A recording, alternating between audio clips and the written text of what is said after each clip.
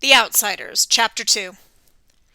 Dally was waiting for Johnny and me under the streetlight at the corner of Pickett and Sutton, and since we got there early, we had time to go over to the drugstore in the shopping center and goof around.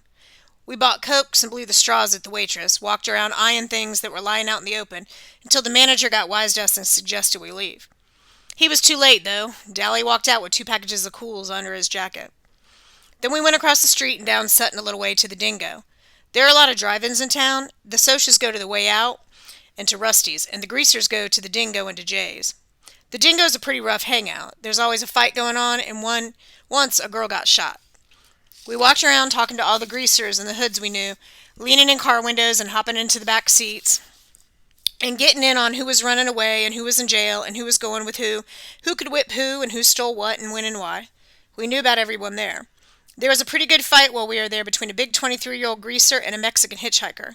We left when the switchblades came out because the cops would be coming soon and nobody in his right mind wants to be around when the fuzz show. We crossed Sutton and cut around behind Spencer's Special, the discount house, and chased 2 junior high kids across the field for a few minutes. By then it was dark enough to sneak in the back fence of the nightly double drive-in movie. It was the biggest in town and showed 2 movies every night, and on weekends 4. You could say you were going to the nightly double and have time to go all over town. We all had the money to get in. It only costs $0.25 if you're not in a car. But Dally hated to do things the legal way. He liked to show that he didn't care whether there was a law or not. He went around trying to break laws. We went to the row of seats in the front of the concession stand to sit down. Nobody else was there except 2 girls who were sitting down front. Dally eyed them coolly, then walked down the aisle and sat right behind him. I had a sick feeling that Dally was up to his usual tricks, and I was right. He started talking loud enough for the 2 girls to hear. He started out bad and got worse. Dallas could talk awful dirty if he wanted to, and I guess he wanted to then. I felt my ears get hot. Two-Bit or Steve or even Soda could have gone right along with him just to see if they could embarrass the girls. But that kind of kicks just doesn't appeal to me. I sat there, struck dumb, and Johnny left hastily to get a Coke. I wouldn't have felt so embarrassed if they'd been greasy girls. I might have even helped old Dallas. But these 2 girls weren't our kind. They were tough-looking girls, dressed sharp and really good-looking. They looked about 16 or 17. One had short dark hair and the other had long red hair. The redhead was getting mad, or scared. She sat up straight and she was chewing hard on her gum. The other one pretended not to hear Dally, and Dally was getting impatient. He put his feet up on the back of the redhead's chair, winked at me, and beat his own record for saying something dirty. She turned around and gave him a cool stare. "Take your feet off my chair and shut your trap." Boy, she was good-looking. I'd seen her before. She was a cheerleader at our school. I'd always thought she was stuck up. Dally merely looked at her, kept his feet where they were, and said, "Who's gonna make me?" The other one turned around and watched us. "That's the greaser that jockeys for the Slash J sometimes," she said as if we couldn't hear her. I'd heard the same tone a million times. Greaser, greaser, greaser. Oh yeah, I'd heard that tone before too many times. What are they doing at a drive-in without a car, I thought. And Dallas said, "I know you 2. I've seen you around rodeos." "It's a shame you can't ride a bull half as good as you can talk it," the redhead said coolly and turned back around. That didn't bother Dally in the least. "You 2 barrel race, huh?" "You'd better leave us alone," the redhead said in a biting voice, "or I'll call the cops." "Oh, my. Dally looked bored. "You got me scared to death. You ought to see my record sometime, baby." He grinned slyly. "Guess what I've been in for?" "Please leave us alone," she said. "Why don't you be nice and leave us alone?" Dally grinned roguishly. "I'm never nice. Want a Coke?" She was mad by then. "I wouldn't drink it if I was starving in the desert. Get lost, hood." Dally merely shrugged and strolled off. The girls looked at me. I was half scared of her, and I'm half scared of all nice girls, especially Socias. "Are you going to start in on us?" I shook my head wide-eyed. "No." Suddenly she smiled. Gosh, she was pretty. "You don't look the type. What's your name?" I wish she hadn't asked me that, because I hate to tell people my name for the first time. "Ponyboy Curtis." Then I waited for the "You're kidding!" or "That's your real name?" or one of the other remarks I usually get. Ponyboy's my real name, and personally I like it. The redhead just smiled. "That's an original and lovely name." "My dad was an original person," I said. "I got a brother named Soda Pop, and it says so on his birth certificate." "My name's Sherry, but I'm called Cherry because of my hair. Cherry Valance." "I know," I said. "You're a cheerleader. We go to the same school." "You don't look old enough to be in high school," the dark-haired girl said. I'm not. I got put up a year in grade school. Cherry was looking at me. What's a nice, smart kid like you running around with trash like that for? I felt myself stiffen. I'm a Grease, same as Dally. He's my buddy. Oh, I'm sorry, Pony Boy, she said softly. And then she said briskly, Your brother, Soda Pop, does he work at a gasoline station? A DX, I think. Yeah. Man, your brother is one doll. I might have guessed you were brothers. You look alike. I grinned with pride. I don't think I look a bit like Soda, but it's not every day I hear socials telling me that they think my brother is a doll. Didn't he used to ride in rodeos, saddle bronc? Yeah, Dad made him quit after he tore a ligament, though. We still hang around rodeos a lot. I've seen you barrel race. You're good. Thanks, Cherry said, and the other girl, whose name Marcia, said, How come we don't see your brother at school? He's not any older than 16 or 17, is he? I winced and sighed. I told you I can't stand it that Soda dropped out. He's a dropout, I said roughly. Dropout made me think of some poor, dumb-looking hoodlum wandering the street, breaking out street fights. It didn't fit my happy-go-lucky brother at all. It fitted Dally perfectly, but you could hardly say it about Soda. Johnny came back then and sat down beside me. He looked around for Dally and then managed to shy hi to the girls and tried to watch the movie. He was nervous, though. Johnny was always nervous around strangers. Cherry looked at him, sizing him up as she had me. Then she smiled softly, and I knew she'd sized him up right. Dally came striding back with an armful of Cokes. He handed one to each of the girls and sat down beside Cherry.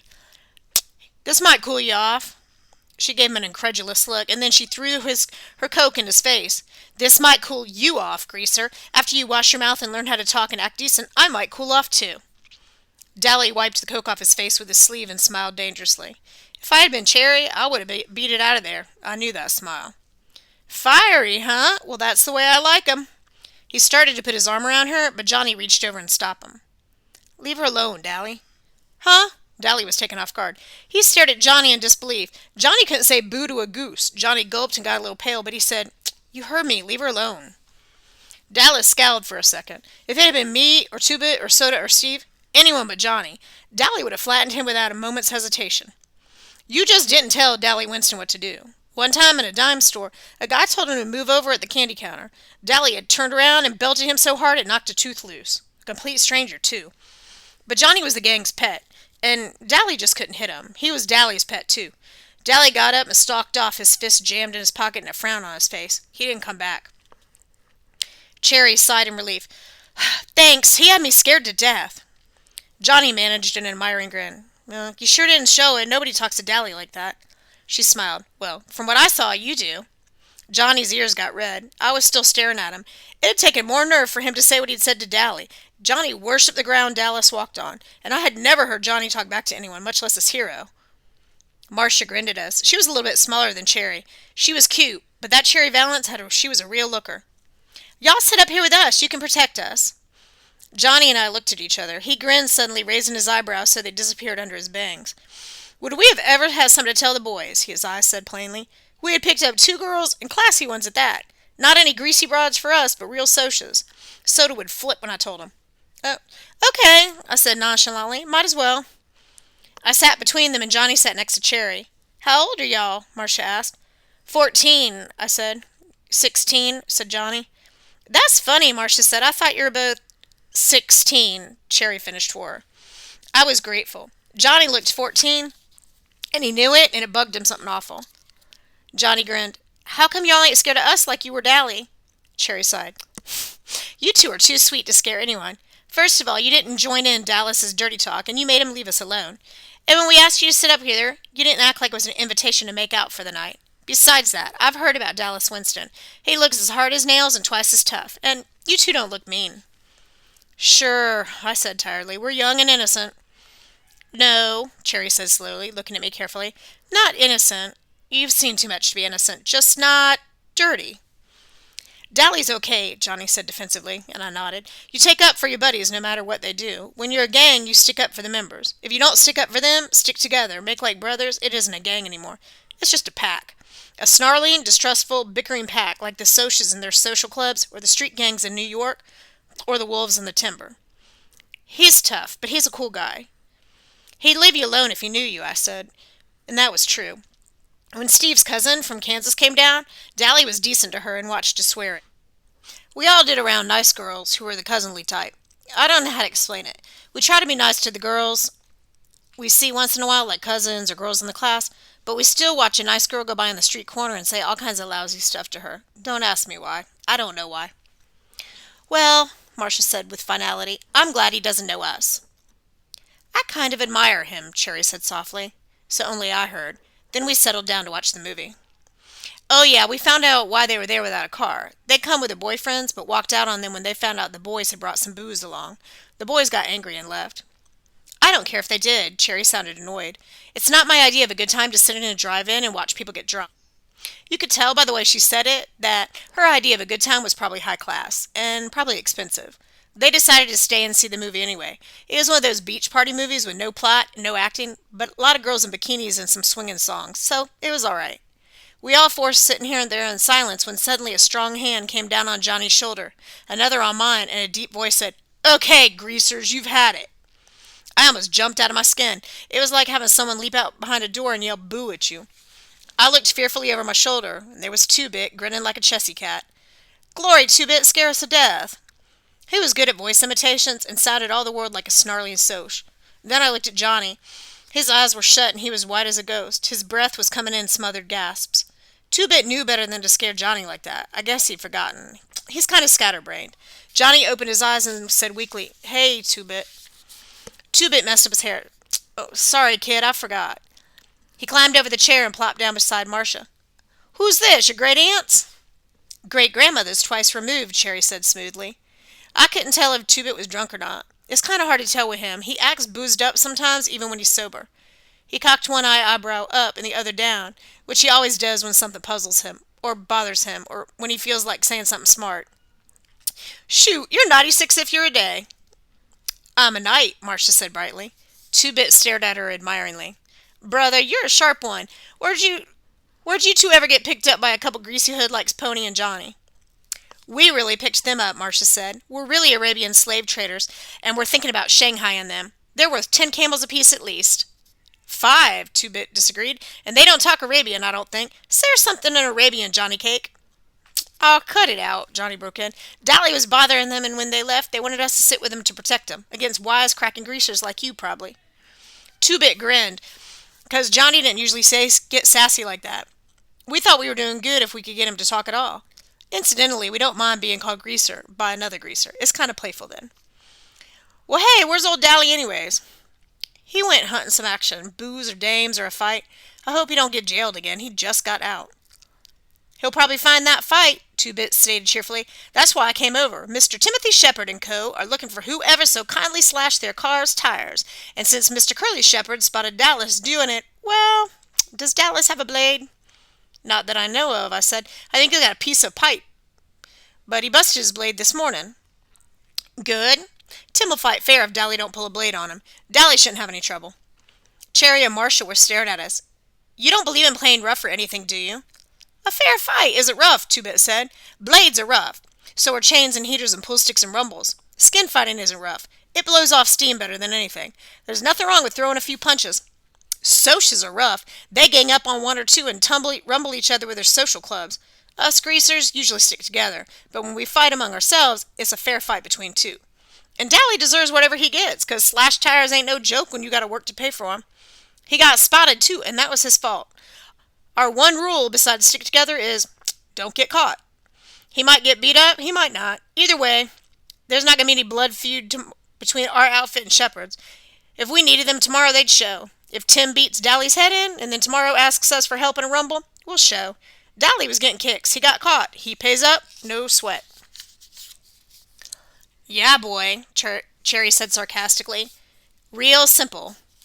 "Sure," Marcia said unconcerned. "If he gets killed or something, you just bury him. No sweat."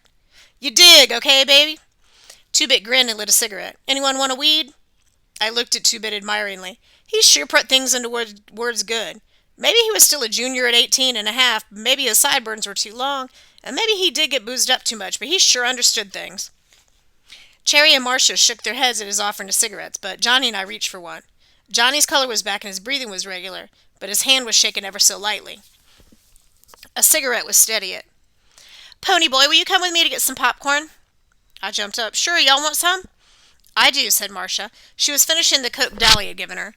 I realized that Marcia and Cherry weren't alike. Cherry had said she wouldn't drink Dally's Coke if she was starving, and she meant it. It was the principle of the thing. But Marcia saw no reason to throw away a perfectly good free Coke.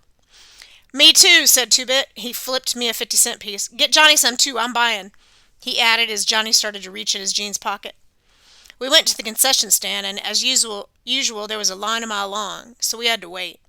Quite a few kids turned at us. You didn't see a Kid Grease and a Sochi cheerleader together often. Cherry didn't seem to notice. "Your friend, the one with the sideburns, he's okay?" He ain't dangerous like Dallas, if that's what you mean. He's okay." She smiled, and her eyes showed that her mind was on something else. "Johnny, he's been hurt bad sometime, hasn't he?" It was more of a statement than a question. Hurt and scared. It was the Socs," I said nervously, because there were plenty of Socs milling around, and some of them were giving me funny looks, like as if I shouldn't be with Cherry or something. And I don't like to talk about it either, Johnny getting beat up, I mean. But I started in and talking a little faster than I usually do because I don't like to think about it either. It was almost 4 months ago. I had walked down to the DX station to get a bottle of pop and to see Steve and Soda, because they'll always buy me a couple bottles and let me help work on the cars. I don't like to go out on weekends because then there's usually a bunch of girls down there flirting with Soda. All kinds of girls. Socias too. I don't care too much for girls yet. Soda says I'll grow out of it. He did. It was a warmish spring day and the sun was shining bright, but it was getting chilly and dark by the time we started home. We were walking because we'd left Steve's car at the station. At the corner of our block, there's a wide open field where we play football and hang out. It's often a site for rumbles and fistfights. We were passing it, kicking rocks down the street, and finishing our last bottle of Pepsi when Steve noticed something laying on the ground. He picked it up. It was Johnny's blue jeans jacket, the only one he had. "Looks like Johnny forgot his jacket," Steve said, slinging it over his shoulder to take it to Johnny's house. Suddenly he stopped and examined it more carefully. There was a stain of color rust on the collar. He looked at the ground. There were some more stains on the grass. He looked up and across the field with a stricken expression on his face. I think we all heard a low moan, and then we saw a dark, motionless hump on the side of the lot at the same time. Soda reached him first. Johnny was lying face down on the ground. Soda turned him over gently, and I nearly got sick. Someone had beaten him badly. We were used to seeing Johnny banged up. His father clobbered him around a lot, and although it made us madder than heck, we couldn't do anything about it. But those beatings were nothing like this. Johnny's face was cut up, bruised and swollen, and there was a wide gash from his temple to his cheekbone. He'd carried that scar for all his life. His white t-shirt was splattered with blood. I just stood there, trembling with sudden cold. I thought he might be dead. Surely nobody could be beaten like that and live. Steve closed his eyes for a second and muffled a groan as he dropped to his knees beside Soda. Somehow the gang sensed what had happened. Two-Bit was suddenly there beside me, and for once his comical grin was gone. His dancing gray eyes were stormy. Derry had seen us from our porch and ran toward us, suddenly skidding to a halt. And Dally was there too, swearing under his breath, turning away with a sick expression on his face. I wondered about it vaguely, because Dally had seen people killed on the streets in New York's West Side. So why'd he look so sick now? "Johnny?" Soda lifted him up and held him against his shoulder. He gave the limp body a slight shake. "Hey, Johnny Cake!" Johnny didn't open his eyes, but there was a soft question. "Soda?" "Yeah, it's me," Soda Pop said. "Don't talk. You're going to be okay." "There was a whole bunch of them," Johnny went on, swallowing and ignoring Soda's command. "A blue Mustang, full." I got so scared. He tried to swear, but suddenly started crying, fighting to control himself, and then sobbing all the more because he couldn't. I had seen Johnny take a whipping with a 2x4 from his old man and never let a whimper. That made it worse to see him break now. Soda just held him and pushed Johnny's hair back out of his eyes. "It's okay, Johnny Cake. They're gone now. It's okay." Finally, between sobs, Johnny managed to gasp out a story. He'd been hunting our football to practice a few kicks when a blue Mustang pulled up beside the lot, and there were 4 Socs in it. They'd caught him, and one of them had a lot of rings on his hands. That's what cut up Johnny so badly. And it wasn't just that they had beaten him half to death. He could take that. They'd scared him. They threatened him with everything under the sun. Johnny was high-strung anyway, a nervous wreck, from getting belted every time he turned around and from hearing his parents fight all the time. Living in those conditions might have turned someone else rebellious and bitter, but it was killing Johnny. He'd never been a coward. He was a good man in a rumble. He stuck up for the gang, kept his mouth shut around cops. But after the night of the beating, Johnny was jumpier than ever. I didn't think he'd ever get over it. Johnny never walked by himself after that, and Johnny, who was the most law-abiding of us, now carried in his back pocket a 6-inch switchblade. Said he'd use it too if he ever got jumped again. They had scared him that much. He'd killed the next person who jumped him. Nobody was ever going to beat him like that again, not over his dead body. I'd nearly forgotten that Cherry was listening to me, but when I came back to reality and I looked at her, I was startled to find her as white as a sheet. All socias aren't like that, she said. You have to believe me, Ponyboy. Not all of us are like that. Sure, I said. That's like saying all you greasers are like Dallas Winston. I'll bet he's jumped a few people. I digested that. It was true. Dally had jumped people. He had told us stories about muggins in New York, made the hair on the back of my neck stand up. But not all of us were bad. Cherry no longer looked sick, only sad. I'll bet you think the Socias have it made. The rich kids, the West Side Socias. I'll tell you something, Ponyboy, and it may come as a surprise. We have troubles you've never even heard of. You want to know something? She looked me straight in the eye. Things are rough all over. I believe you, I said. We better get back out there with the popcorn or Two-Bit'll think I ran off with his money. We went back and watched the movie through again. Marcia and Two-Bit were hitting it off fine. Both had the same scatterbrained sense of humor. But Cherry and Johnny and I sat there looking at the movie and not talking. I quit worrying about everything and thought about how nice it was to sit with a girl without having to listen to her swear or beat her off with a club. I knew Johnny liked it too. He didn't talk to girls much. Once, while Dallas was in reform school, Sylvia had started hanging on to Johnny and sweet-talking him. Steve got a hold of her and told her if she tried any of her tricks with Johnny, he'd personally beat the tar out of her. Then he gave Johnny a lecture on girls and how a sneaking little broad like Sylvia would get him into a lot of trouble. As a result, Johnny never spoke to girls much, but whether that was because he was scared of Steve or because he was shy, I couldn't tell. I got the same lecture from Two-Bit after we picked up a couple of girls downtown one day. I thought it was funny because girls are one subject even Derry thinks I use my head about.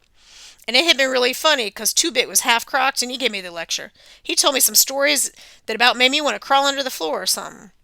But he'd been talking about girls like Sylvia and the girls he and Dally and the rest of it picked up at the drive-ins in downtown. He never said anything about Soci girls. So I figured it was all right to be sitting there with them, even if they did have their own troubles. I really couldn't see what Socias would have to sweat about. Good grades, good cars, good girls, Madras, Mustangs, Corvairs. Man, I thought, if I had worries like that, I'd consider myself lucky. Well, I know better now.